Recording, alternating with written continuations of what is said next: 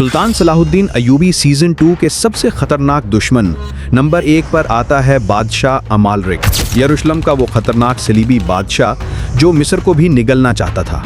उसने मिस्र के वजीर शहवार के साथ इत्तेहाद किया और सलाहुद्दीन अय्यूबी और सुल्तान नूरुद्दीन जंगी के खिलाफ खतरनाक साजिशें की।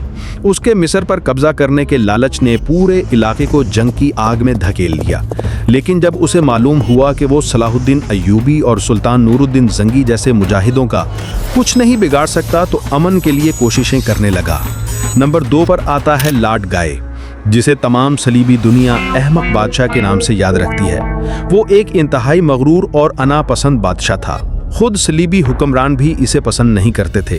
उसकी क़यादत में यरूशलेम की हुकूमत बहुत ही ज़्यादा कमज़ोर पड़ गई और फिर उसके सबके सामने सूरमा बनने के ख्वाब ने हतीन की जंग छेड़ दी, जिसमें सलाहुद्दीन अय्यूबी ने उसको ऐसी इबरतनाक शिकस्त से दो चार किया कि यरूशलेम भी उसके हाथ से निकल गया और वो सलाहुद्दीन अय्यूबी से माफ़ी का तलबगार हुआ। और सलाहुद्दीन अय्यूबी जैसे अजीम रहनुमा ने ना सिर्फ इसे माफ़ कर दिया, बल्कि यरूशलेम को फतह करने के बाद वहाँ पर अमन व अमान कायम किया।